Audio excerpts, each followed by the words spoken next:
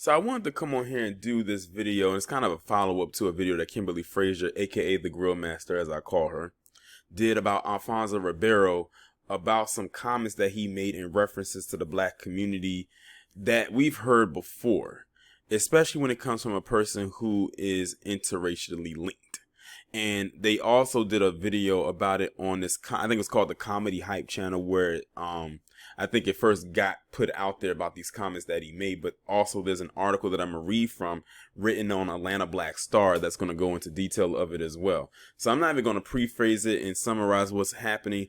I'm going to just go ahead and read the article and just pretty much put out there, like, why did Alfonso Ribeiro feel that he had to say this, and why it's going to have many people looking at him with a side eye, especially for someone who's really never been wrapped in controversy before. But he probably will be after this.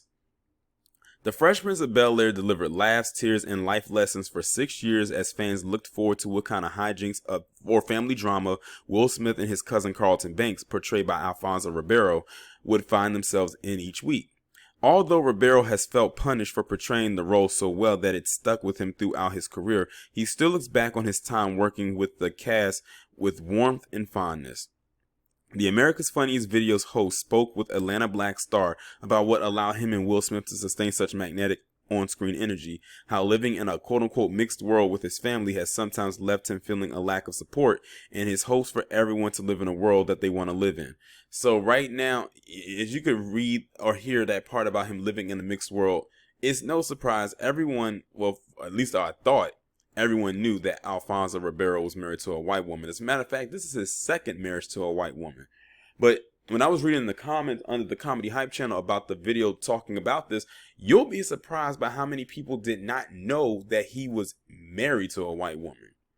But when they found out, they weren't so shocked either, because he just kind of gave off that vibe. And it's crazy because when he was playing Carlton on the show Fresh Prince, all his girlfriends that he was with in the show, they were all black.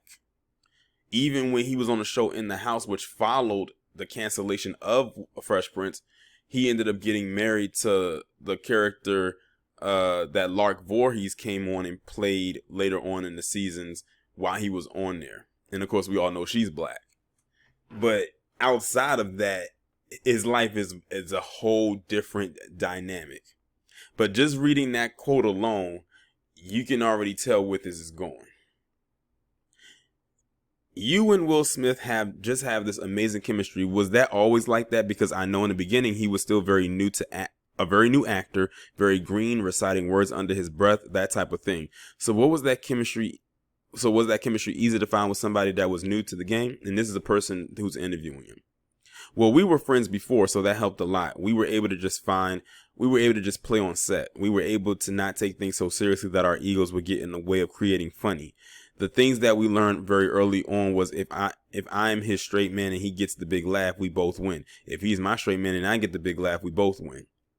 So there was no reason to ever not let the other get the big laugh, because we were still winning by either one of us getting that big laugh. And that was understood without it ever being said from the very beginning. And that to me is the key to why I believe our success on the show was so great, because we never stopped each other from winning. So there was no crabs in a barrel type of mentality. Absolutely not. Yeah, everybody was in it to win it. Everybody was in it to support the other. And that to me was where the success of most successful shows start there. But I think Fresh Prince, for Will and I specifically, that's where I think a lot of the success came from. An episode of Fresh Prince that stuck home for me was when Carlton was attempting to pledge. And there was a whole scene where he was basically being told that he wasn't black enough to pledge. And Carlton gave this emotional speech about being black isn't something that I try to be, it's who I am. Have you ever experienced any of that feeling personally throughout your life? It still happens almost every day. Unfortunately, I am in a mixed relationship, and I get things and looks and comments constantly. And I find it very interesting because you see a lot of things on social media where people say things and people have positions and perspectives. And it's not easy to make that choice because you're not at home in any home. I'm never going to be white, and I'm never going to be fully supported in the black house. That's one thing that struck people, was when he said he'll never be supported in the black house. Why not? You were on one of the biggest television shows in the world. Like, this show took a life of its own by the time it got canceled, to the point where it was everywhere. It was a global phenomenon, and it was in mainly black excuse me, it was mainly in black households where people watched it. You even had little kids such as myself doing the little Carlton dance. So when he said he would never be accepted in black households, I don't believe that for 1 second. Now, something tells me he's leaning more towards maybe his personality or him personally wouldn't be accepted in the homes. And I'm trying to figure out where is that coming from? Is it because you're in a interracial relationship? Like I said, many people didn't even know he was married to a white woman. And those of us who knew didn't care. But I see where he's headed with this, but I don't want to jump the gun just yet. I'm going to let, keep on reading and see if it gets to that point. So I'm in my own little world with support from almost no one to be in love with someone I've fallen in love with. How does that make sense? It doesn't. We all want to live in a world where everyone is accepted for being and loving and living the way they choose to live. I will support any person that wants to live in a world they want to live in. I'll support a racist person to live in a world they want to live in. They don't have to be around me. That kind of threw me off. And when Kimberly Frazier was talking about it, that's the part that really rubbed her the wrong way, was that statement right there where you said you'll support a racist to live in a world they want to live in. I would have kept that to myself.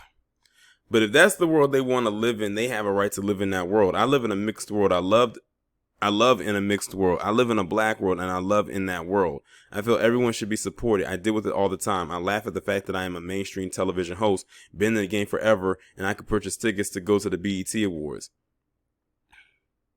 It says, we reached out to BET to get clarity on the process of obtaining tickets to the award show, but have yet to give a response. I don't know why he would even want to go to the BET Awards, but to each his own.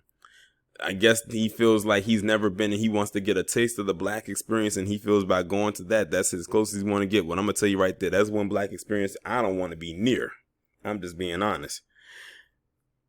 So it is what it is. I'm not going to purchase the ticket, but I'm also not going to. I guess I'm doing it now by putting them on Front Street. But at the end of the day, if that's the view they take, then that's the view they take. I can't change their mind. All I can do is live my life and be me and be the best version of me and continue to love everybody equally and let it fall where it falls. And him mentioning the BET Awards almost sounds like it came through the mouth of a PC person. Like they want to just go and just congregate where they feel most black people will be at. That's how you know he's a bit disconnected from black people, because a lot of black people ain't trying to go up in there unless they trying to be thirsty and groupies and whatnot. What can we fans look forward to from you? I know you're still hosting America's Funniest Home Videos and you now have a show on Nat Geo. So can you just give us a little bit all that you're working on now? Well, there's a lot of things that are in the works. I always like to say that you never want to promote something until it's promotable. But we have obviously AFV Animal Edition on Nat Geo.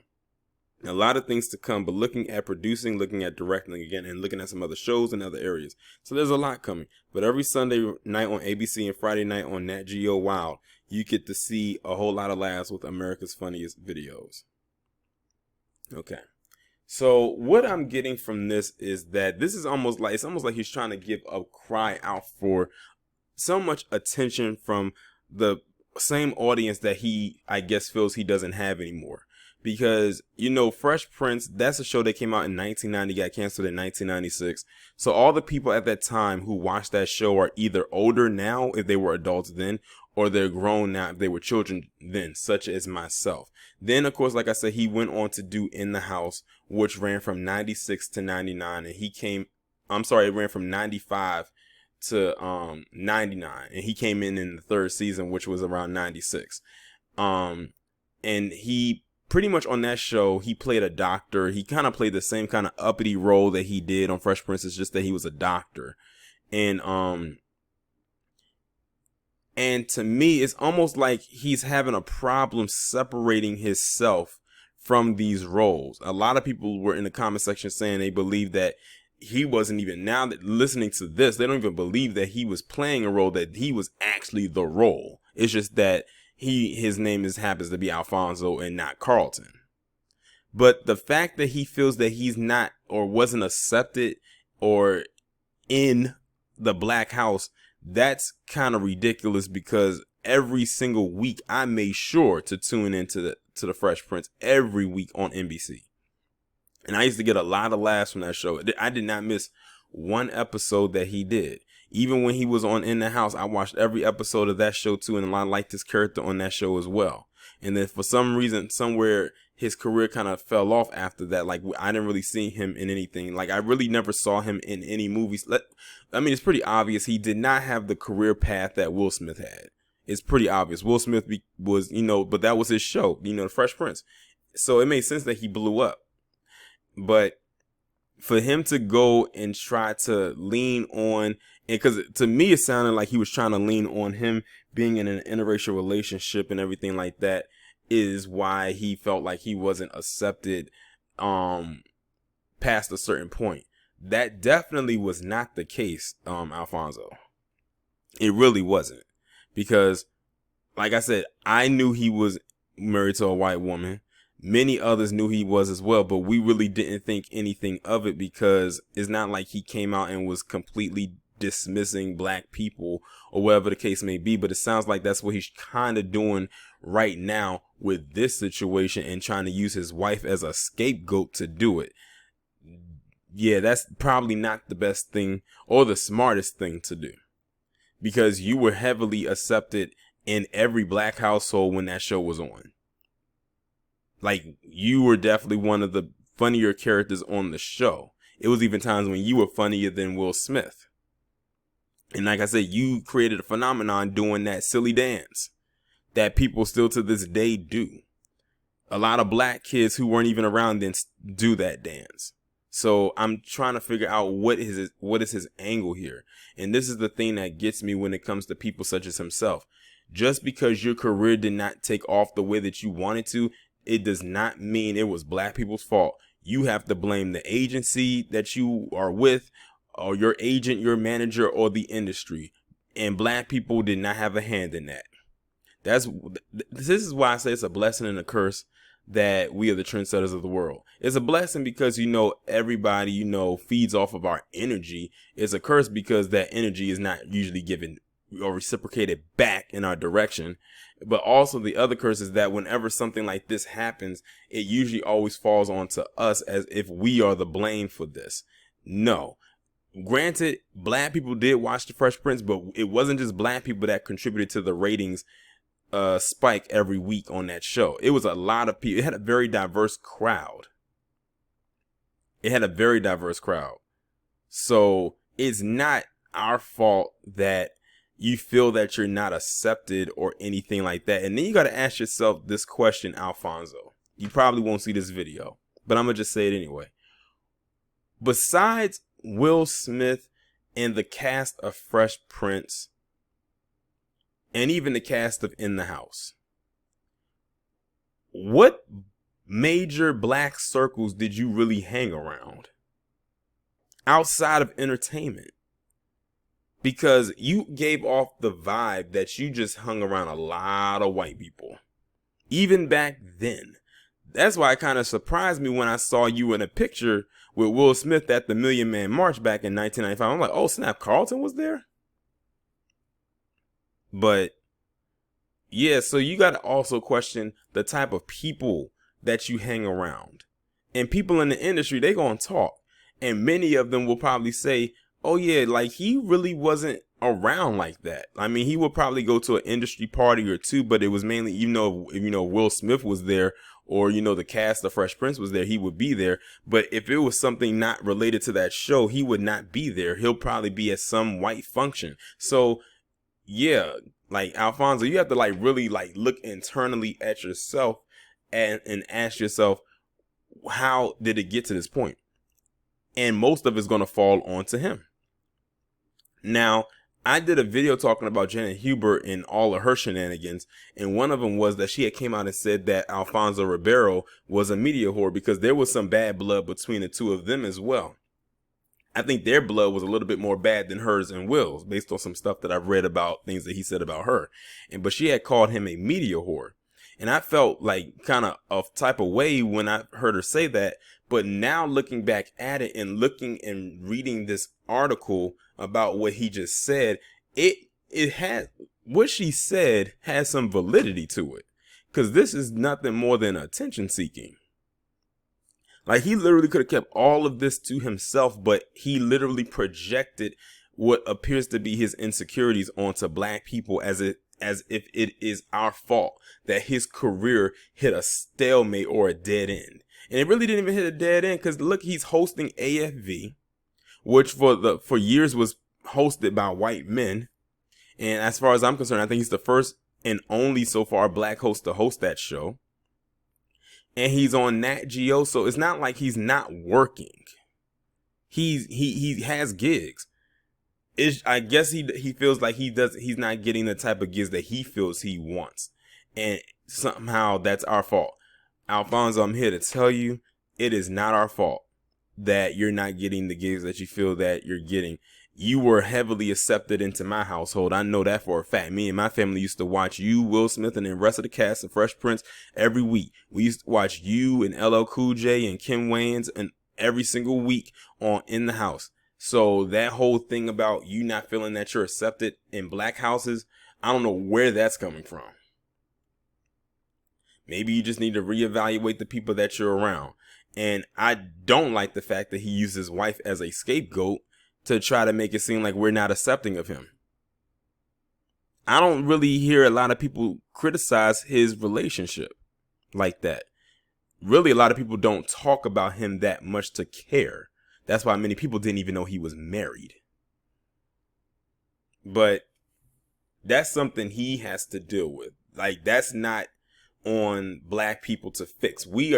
That's the other curse. We, as trendsetters of the world, we're always expected to clean up everybody else's mess. Listen, I'm going to treat this thing like this is Jim Crow, and I'm taking my black ass to the back of the bus, and I'm having a seat. Don't talk to me about nothing. Whatever problem you might have, you deal with that and whatever hang up it is and try to fix that. But now that you've put this out here and people have heard what you had to say about black people, with this, now you're inviting a different type of energy into your life that you do not want to deal with or have. Because now black people are going to look at you side eye. And that means every time you say something or have something to come out, people are going to look back at what you just said. Now, I hope that your career can, continue to grow from where it is, but it's not like it's completely stalled out. You're still working. You're still on television every single week. So people are watching you.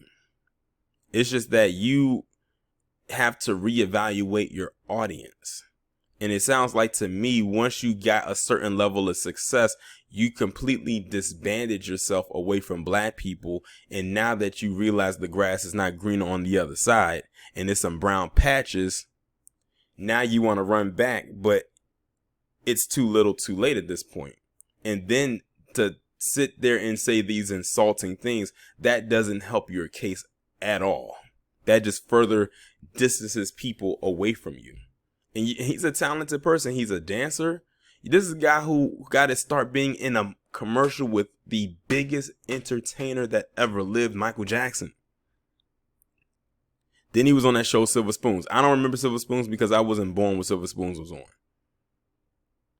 And then he got on Fresh Prince, one of the most famous, iconic black majority-led sitcoms ever made. And then he was on In the House, and I loved that show. And I liked his character on that show. As a matter of fact, I think his character was probably just as funny on that show than he was on Fresh Prince. But to sit here and try to make it seem like it's our fault, that's not a good look at all. At all. But that's pretty much all I have to say about this. Y'all let me know what y'all think down in the comments.